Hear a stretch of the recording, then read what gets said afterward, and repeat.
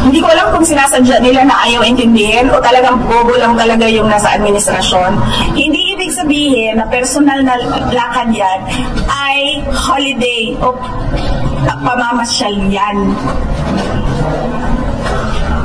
So, yun yung ibig sabihin ng personal. Walang ginamit na pera ng gobyerno sa lakad na ito.